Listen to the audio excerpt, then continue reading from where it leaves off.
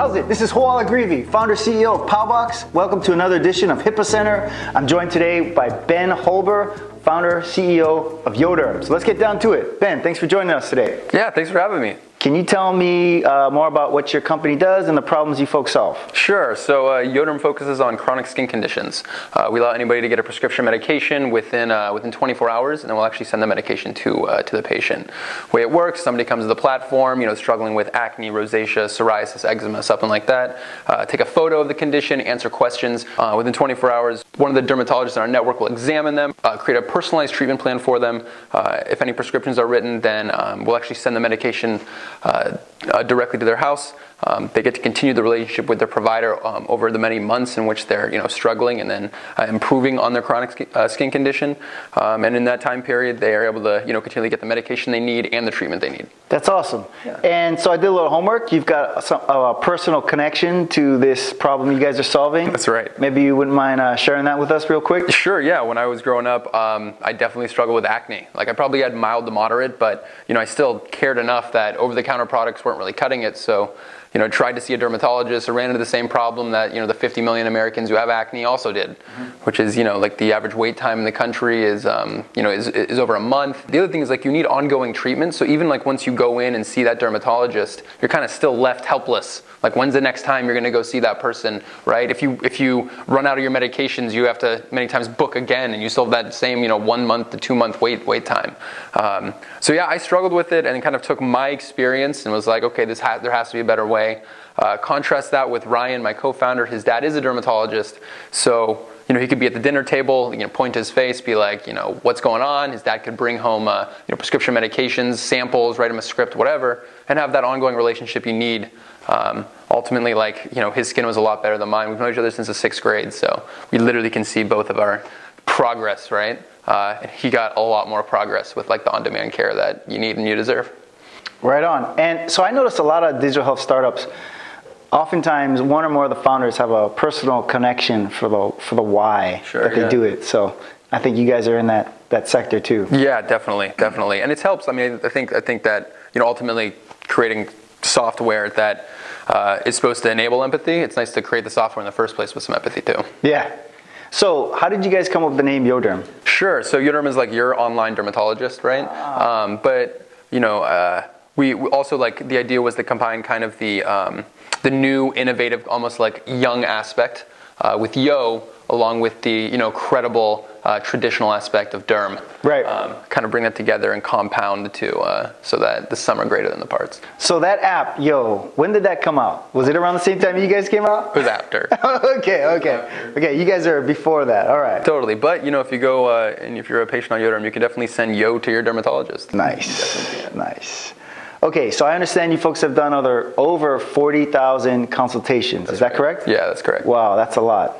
Yeah, it's been crazy. We initially started with just acne, then we expanded to go into rosacea. We do some anti-aging as well as a couple other cosmetic conditions like male pattern baldness and hypertrichosis, and then kind of each one was just based off of what our patients were asking for, right? And then the plan is to continually grow the breadth of the platform, to continually do any condition that is appropriate to treat online, is safe with regards to the formulary to treat those things. We probably won't do anything like cancerous moles or anything. We don't really think that applies into kind of our standard of care. But yeah, 40,000 consults kind of within those conditions, and then this year we're going for 100,000. Oh, right on, man. Great. So right now, is it true that most of the consultations involve something with a person's face as opposed to something on the arm? So it depends, right? So acne, for example, is absolutely body acne, right? So we got people, that take photos of their back, as hard as that is, right?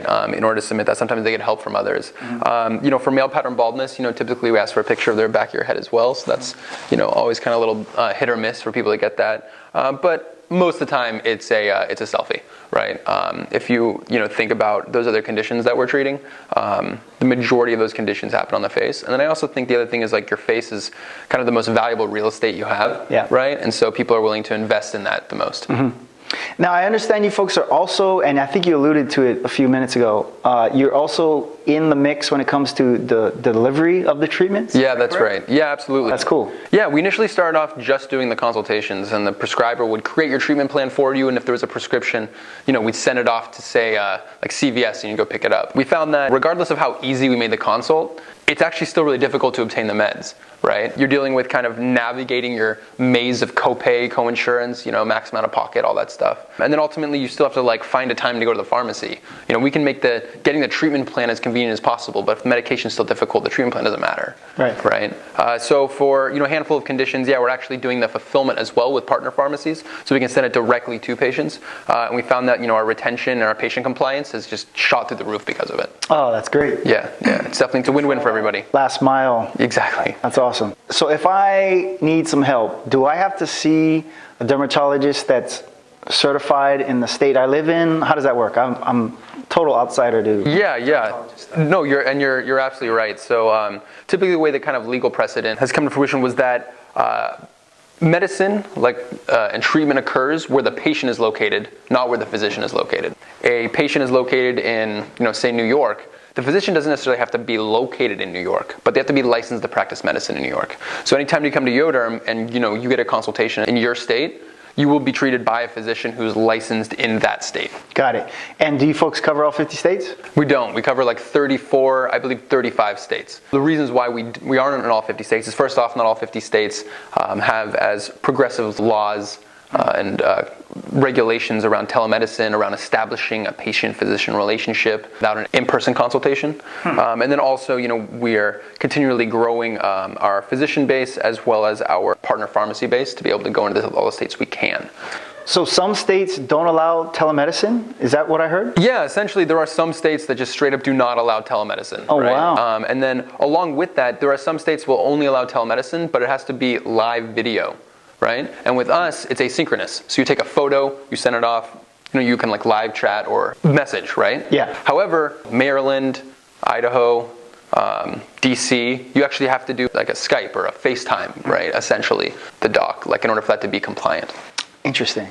Yeah. Huh. You guys are in B2C, healthcare. Mm-hmm. How's that been? Yeah, it's a really interesting place to be, right? Because like typically, people want a third party to pay for most of their healthcare, right? Like we have establish those norms in this country. We do believe, and one of the reasons that we're within dermatology, right, is that there's already a lot of discretionary income for dermatology specifically, right? Like Proactiv does like $1 billion a year, and that's acne, right? Head and shoulders, all the anti-aging that's out there, and cosmetic things that are going to be out of pocket anyway. Moisturizers. People are kind of like, because it's on the outside, not on the inside, people I think are willing to open their pockets a little more. Yeah. And so for us, it's about kind of delivering a really phenomenal experience that is going to bring in kind of the service side from the provider, but still making it, essentially as easy as one would get from purchasing moisturizer from like Walgreens, right? And kind of like in our ideal world, we tailor everything, specifically to the patient, and we personalize it. And so it's like worth their while to go through that process anyway. So do most of your clients use their phone, or are some people iPads? Yeah. How does that work? We see across the board. I'd say if we break down kind of devices, we're looking at like still 60 to 70% are mobile. About 10%, 10 to 5%, depending on the month, is going to be tablet, and the rest are going to be desktop. Desktop? Oh yeah, we still get a ton of people that use desktop, right? Huh. Yeah. I mean, that said, right, still almost all the photos are taken, with your phone. I see. Okay, and then I was doing a little bit more homework. I saw you mentioning DTC. Yeah. I found the only thing I could find on it was in some kind of street dictionary, down to Trudeau. So probably not that. So what the heck does DTC mean? No, I'm always down to Trudeau. Yeah. Always down. Direct to consumer. Ah. Yeah. Jeez. Guess I didn't do that much homework. No, we just nailed it with the B2C. But yeah, no, that's right. Direct to consumer.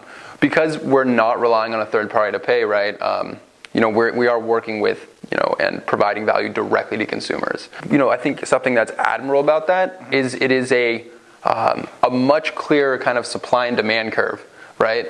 We have to make sure that we provide a great enough service that, patients are willing to open their wallet, and, the value that we're providing is equivalent to the value that they're giving us. And that's a much clearer supply and demand curve that shows more, I think, equity in both the outcome, right, and the income. Well, shoot, if you can take it from an average of 30 days to 1 or 2 days. Yeah. Gosh, man. Especially if you got like a social event coming up or something you gotta get ready for. Yeah. You know? No, definitely. Got it. So where do you see the future of your industry going? So, I mean, I think we're starting to see more direct-to-consumer, DTC, healthcare apps. Obviously, like there's still a whole bunch of hindrances. One of them we already mentioned, right, is that there are people willing to open their wallets, right, in order to actually pay for their medical care. Another is going to be, obviously, there's like these huge issues with, like data sequestration.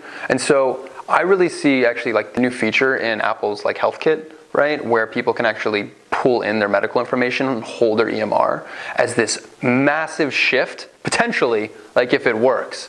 Because what it would like do is like enables the patients to have a lot more, I think, choice in their healthcare, assuming that the direct-to-consumer kind of healthcare applications are out there. You could be, going with us or Plush Care, Analyte Health, in order to go get your testing, whatever that is.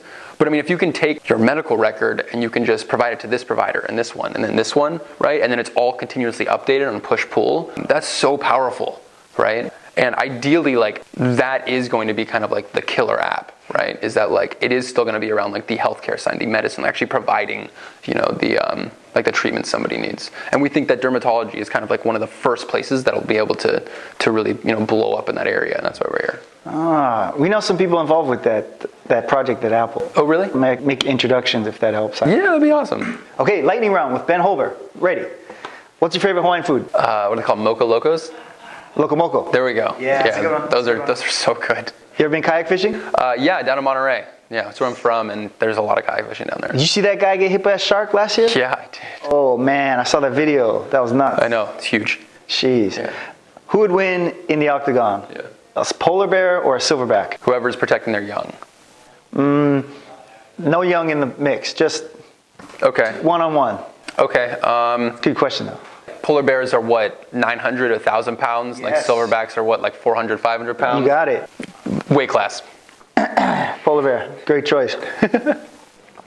Last Halloween costume? I wore a Joe Montana jersey and I put a beret on. I was French Montana. Oh, clever. You have any Kardashians in the mix? Any satellite Kardashians? Should have done that. That's too bad. Definitely missed opportunity. Yeah. What's your go-to karaoke jam? Usually some J-Lo. Yeah, maybe like a Waiting for Tonight. Something like that. Yeah, something where like it's clear I'm not taking myself too seriously. Yeah, that helps. Yeah.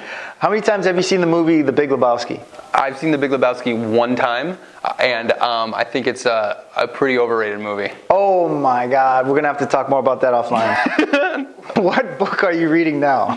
I'm reading a book called The Hate You Give. It's a young adult book around the perspective from an African American girl in high school whose friend, who's also African American, gets shot by the police, and it's kind of like a comparison of like the tropes from the media, kind of, and how they see it versus like what's actually happening on the ground and like in the relationships. It's great. I'm like about done with it, and I highly recommend it. It's called The Hate You Give. How'd you hear about it? A friend of mine recommended it to me. She's in DC and she really liked it, and then my girlfriend read it and loved it, and totally recommend it. It's dope. Cool. And when's the last time you sent a fax? Because we're in healthcare, we send digital faxes all the time, right? We send hundreds every day. We really do. We receive hundreds every day. So that's digital faxes, right? And kind of coming in via API. Physical fax, years. Got it. Right on. Thanks, Ben. Thank you. Appreciate it, man. Yeah.